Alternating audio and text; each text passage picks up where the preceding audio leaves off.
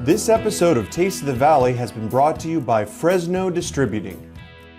Taste of the Valley would not be possible without the generous sponsorship of many community organizations and business entities here in Fresno. And we are joined today by Stephen Cloud, who is the owner of Fresno Distributing. Steve, tell us a little bit more about Fresno Distributing. Well, you know, we've been here since 1946. Right here on McKinley between Highway 41 and City College. And, well, you know, it's been 65 years. And we like to believe that we're the leaders in the appliances here in Fresno. And I think we cooked all the food right here, this delicious food that I'm going to even get some, right? Of course. And everything. But, you know, we're having our big parking lot sale the last week in July, Tuesday, July 26th to Saturday, July 30th. So we hope everyone comes in. They're going to save a lot of money on all appliances from Sub-Zero and Wolf and Thermador and Viking and Miele, all the top brands. But you know what, folks? It doesn't have to be the finest brands. We have regular dishwashers for just $250 rather than $2,000. So we have them all for everybody here. And we're really proud to have your show here. This is our second go around, and we hope you honor us next year. This is just fabulous, this show. Thanks so much, Steve, for your sponsorship of Taste of the Valley. Thanks. Hi, I'm Andreas Borges, and welcome to Taste of the Valley. On this episode, we're at St. George Greek Orthodox Church in celebrating the 50th anniversary of the Greek Food Festival. We have all sorts of food, music, and fun ahead. Come join us.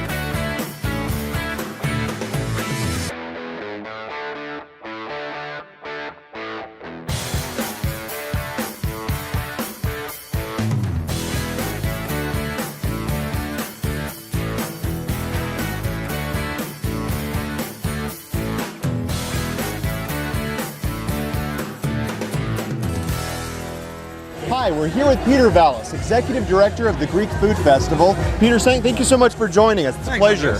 Tell us a little bit more about the festival. Well, right now, if everything goes well, this will be the largest Greek festival between LA and San Francisco this year. Wonderful. In our 50th year. So this is a great celebration, and we've got a ton of people around. That's fantastic. Now, no doubt we're here over at the Taverna at the food festival, and you were going to tell me a little bit more about the quintessential Greek, the Greek drink, ouzo. Exactly. Ouzo is distilled spirit, goes back about 700 years as far as I understand, and it's like any other vodka, but the flavoring is what sets it apart from other drinks. Now, what is the flavoring? It's like black licorice. It's the anise seed, which is, they use it a lot in Greek cooking, Italian cooking. You know, people are more familiar with Sambuca. This is a less sweet version of Sambuca. I see. Now, it's pretty common throughout the Middle East as well, right? All sorts of Mediterranean cultures, more or less, have a anise-based liqueur. Ouzo happens to be the famous one from Greece. And I think this is probably, in my estimation, this is one of the best tasting ouzos I've ever had. So maybe let's try some. Okay, you got it.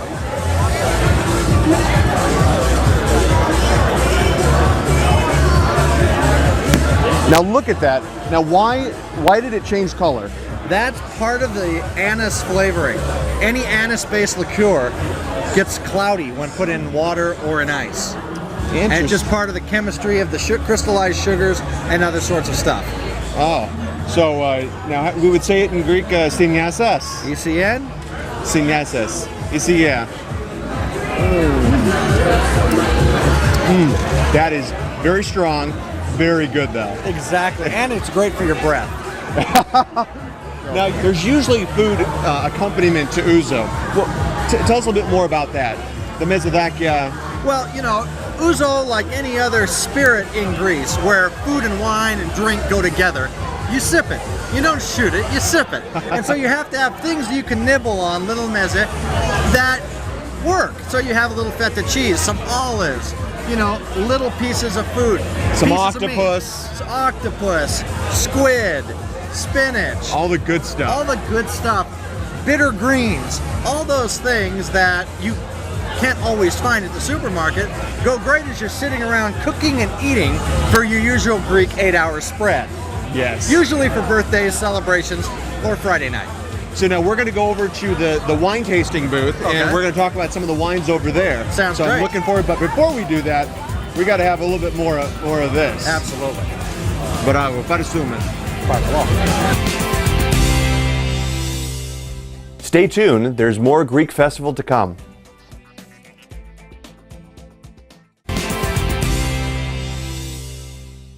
So we're over at the Wine Tasting Center, and we're drinking something extra special, and this is called Retsina. Right. And you already sound intoxicated, Peter. I think it's a lack of sleep more than anything else. So now Retsina is made from what? It's a white grape that's native to Greece, so it's a basic dry white wine, kind of mildly low in alcohol, surprisingly. But once they're done making the wine, they flavor it with the resinous pitch of the pine tree. So it's made with pine resin? Pine resin, hence the word Retsina, from resin. Interesting. So you could clean your carburetor with this. Mr. Clean would be proud. But it goes great with Greek food. Oh, well, we're definitely going to try that later. It's amazing, but it does. Well, I have to ask, you are wearing a very unusual outfit, and it is called an Evzon outfit. Correct. And tell us a little bit more about that. And Constantine is also wearing one as well. Kind of a little more elaborate variation on a theme. But essentially what the costume derived from were ancient Greek, ancient Roman outfits. You know, they had the little kilt thing and, you know, the chest plates. And, well, after, you know, guns, you didn't need the chest plates anymore. But while the Ottomans were occupying the Balkans, there were bands of vagrants and kind of Robin Hood type heroes that would come down from the mountains and fight and steal things and be folk heroes to the villagers. And they would wear outfits. Kaliftes. Yeah. So they have all these fleets, and legend has it that they have one fleet for every year the Turks occupied Greece. Now that was, how many, was that 350 or 400 years? Maybe more like 400 years. 400 years. And some people say they're still there, but I won't get into that. So would you say this is like a Scottish kilt? The counterpart, the Greek counterpart? Interestingly enough, the Scottish kilt was a variation on the fustanella. There were a number of exiled Greeks in about 900 that went to the British Isles, and the kilt came with them. So now Constantine has, now these are medallions for ornamentation, and of course the requisite Greek chest hair, a little manga-esque action going on here. Yeah. Now tell us about your shoes. Now, the shoes were just, they were more standard on what you would wear with the natural. Overall, this is a warrior's outfit. This is a Greek warrior's outfit, and when they march into battle, it was just a symbol to say, this is where we stand, it's just to show our independence. It's not like, if you look at most shoes, it's not what most warriors wear. So. Well, it makes for some fantastic visuals, because we saw Kofi Soteropoulos dancing earlier, and when you get going, it starts twirling around. That fustanella is quite amazing. And it'll let you breathe. Exactly. Well, thank you so much, Peter. Absolutely, Andre. For hosting us over at the Wine Tasting Center. And Constantine, it was a pleasure. We'll be seeing you on the dance floor later. Absolutely. All right, take care. Hi, we're here with John Sratigos, and we're making loukoumades at the Greek Food Festival. John, thanks so much. Tell us about loukoumades. Well, loukoumades are what we call our Greek donut holes. They're a delicacy dessert, battered dough, honey, nuts, cinnamon on top. Beautiful.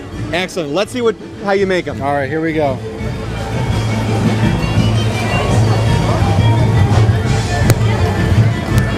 So John, how long does it take to cook the lucumadas? Just a couple minutes, 2-3 minutes, 4 minutes, depending on how many we put in there, and then how hot the oil is. So he puts the grate down to make sure that they cook evenly? Right, we roll them to make sure we try to get a little roundness to them and everything goes, and then we submerge them in the oil so they get a even cook. Now, do you know where lucumadas are from? Are they unique to Greece? As far as I know, yes. As far as we're concerned, yes. As far as it is today, they are Greek. All right. So once he gets done with the frying process, he's going to take them out and he's going to dry them. Yeah, we'll put them in a tray over there. We'll send them over, and the ladies over there will put honey on top of them. Then they'll go into individual bowls, and then we'll put the cinnamon and nuts on top of that. There we go. Now look at it. They're golden brown. Golden brown. You can't go wrong. Nope. Minus the grease fire. There we go. There we go. The finished product right there. Finished product. All right. So grab one of these. Oh yeah. Oh, Yummy. they're sticky. Sticky. They're gooey. Yummy. And they're bite-sized, so it makes it perfect. Therefore low calorie. Absolutely. This is a fat-free donut, right? Fat-free until you get out the gate there, and then it explodes. There on we you. go. Oh, there you go. Oh, perfect. Those are fantastic. Thanks so much, John. You're welcome. We appreciate it. Opa. Stay tuned for some Mediterranean cooking tips from Chef Vache at Yalla Yalla. Welcome back to Taste of the Valley. We're here with Vache Mokhtarian. That's good, man. How you doing? Vache, thanks so much for coming on the show. And Vache is the owner and proprietor of a new restaurant, relatively new restaurant. About 5 months old now. Yalla Yalla. Yalla Yalla. Which is a Mediterranean restaurant over off of Friant in Fort Washington. In the Riverview Shopping Center. We've been there 5 months, and it's been going really good. Really support from the neighbors, the community around it. So it's been really fun. Great. So, yeah. Love to have you on the show. Now, what are we going to be cooking today? I'm glad to be here.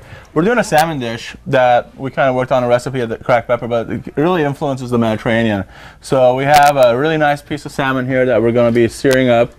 And we have some olives that are going to go into it, some caper berries, some onions, some Roma tomatoes, a little fresh lemon juice, and some white wine. I can already tell the ingredients are great. So I imagine we got to get cooking. So should I start chopping right now? Yeah, chop me some onions. I got a little bit here going, so I need a. So we have onions, and we have tomatoes, as you mentioned, Kalamata olives, Kalamata and the greens, and the caper berries too. Caper berries are really interesting. Most people, when I say caper berries, they assume like the little berry that you normally see. These are like a big plum, like the big brother. So if you cut them down the middle, it's a really neat. I'm gonna have you do these. Oh, there we go. And they're really briny. So they really add freshness to the dish. They bring it up. So it's really nice. So especially in the Mediterranean, a lot more white wine. You know, drinking white wine. So this dish is a perfect white wine combination. So now capers are part of the mustard family, and you find a lot of it in the Mediterranean cooking. So tell me, how did someone like you come to this country and decide to open up a Mediterranean restaurant? You know, I was born in Lebanon. Just kind of we kept moving, and Fresno was home. So we've been in Fresno for almost 27, 30 years. So the first restaurant we opened was Cracked Pepper, and then being from, everybody knew where I was from, they kept saying, you need more Mediterranean dishes, more Mediterranean dishes. I said, well, let's do this, you know. So I started, me and my wife talked about it. We opened Yalla Yalla, and we have more Mediterranean style dishes.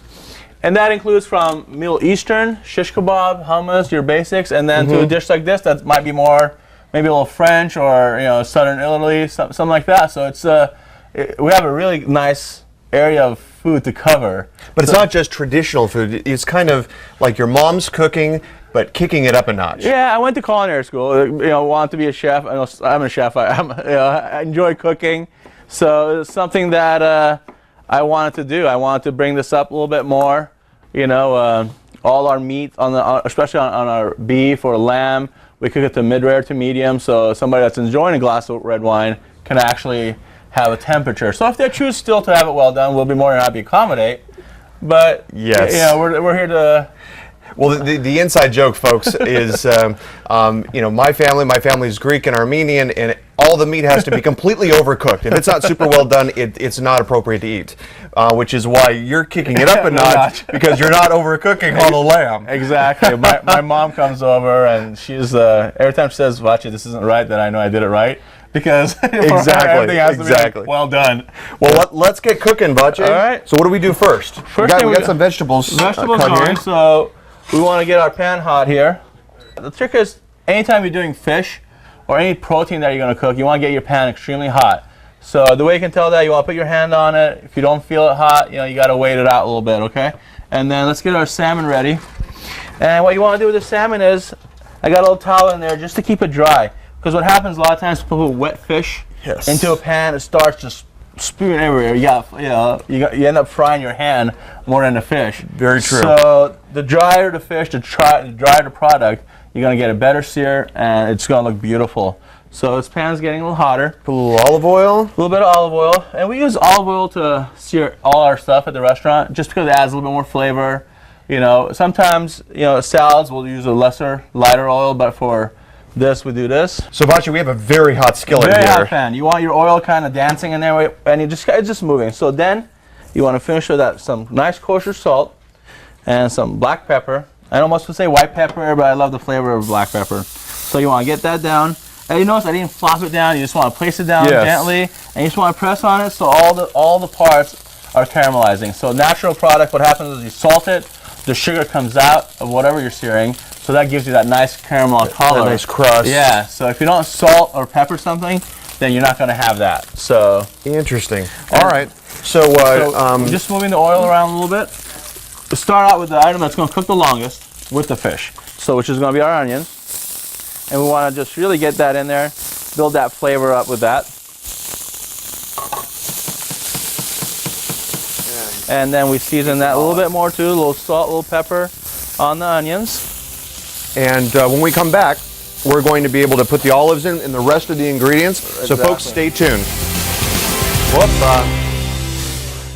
After the break, we'll be talking more with Chef Vache. For sponsorship opportunities, please visit tasteofthevalley.tv. Welcome back to Taste of the Valley. We're cooking some great salmon here with Vache from Yalla Yalla. So now that we have the onions and the salmon, we're going to add our tomatoes. You can throw those caper berries in for me. Great. That's nice having a sous chef. Seriously. I give you a job at the restaurant. A little more onions there. I expect some gratuity after this, by the way. So we're going to throw our olives in. All of them? All of them. Oh, nice. I love olives, yeah. You know what? A little bit of lemon juice. Fresh lemon juice. Fresh lemon We juice. squeezed that this morning. All right, beautiful. Now, some white wine. Any particular recommendation? No, anything you have around the house. People say you should cook with something you drink, but if you drink a $100 bottle of wine, don't cook with it. No kidding. I love it when people say that. So now that we got going, you can get the aroma. It smells really nice, right? So we're going to pinch a little salt, a little pepper. And if you don't want to get this in the oven, get the oven hot, just cover it and let it go. So perfect. And earlier, we grilled some vegetables that you cut. So you can grill them or saute them. It's up to you. So we're going to put this together now. So I'm liking the grill marks you have here. And if you want to place some vegetables right there for me. These. Now, where do you buy your produce and your supplies? Farmers Market. The Vineyard Farmers Market, Fresno and Shaw right there. And I can vouch for this, folks. I'm sorry. I can vouch for this because I see them there every Saturday, it seems. So it's great. I mean, they pick it that morning, so how much fresher can you get? And this little fresh rice, homemade rice. Pilafy? Yeah. All right. Now you're doing a good job there. Seriously. You got good plating skills here. Seriously. After city council, I'm going to Yalla Yalla. Perfect. You got a job, buddy. So we've got going. Oh, that's... doesn't that just look beautiful? It does. So we're just going to flip that really quick. So you see that nice caramel color? So that's going to go right next to it. And right here we got a little bit of butter. A little bit of butter that's going to go in there just to kind of bring the sauce together. That's about 5 minutes total time. So if you like it more, this will be about a medium on the fish.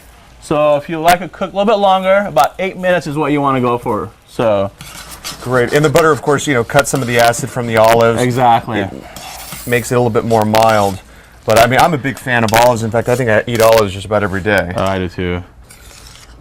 That is a very colorful dish. Very colorful, very healthy. You don't want to add the butter? You don't have to. All right, I'm going to have to use my finger. Is that okay? Tastes better, right? Very salty because the olives love it. Right. No doubt the fish. Wow, it's flaky. It really, when you're searing it, when you hit that white wine and lemon juice, and it has really no place to go, but it just absorbs it into the fish. So the fish ends up with a lot more flavors. Now, salmon works great with this dish because the salmon can stand up to all these flavors. If you're doing a halibut or some sort of whitefish, you want to maybe mellower, keep out the caper berries and the olives, but you can still kind of use the sauce. But with a salmon, it just goes perfect. So folks, if you want to get this dish, and of course many others like it, they can head over to Yalla Yalla. Yalla Yalla. Over off of Friant in Fort Washington. Yeah, we're open Tuesday through Sunday, and Sunday we're open from 11:30 to 4:30, and during the week it's from 11:30 to 9 and 10 on a weekend. So. And of course, folks can always go to Cracked Pepper off of Shaw and was it Fresno? Shaw and Fresno. Shaw and Fresno. And our 5 years coming up there too. So. Congratulations, Thank you. Thanks for being on Taste the Valley. Thank you, folks. He is definitely a star in the Fresno culinary scene. So don't miss out. This episode of Taste of the Valley has been brought to you by Fresno Distributing.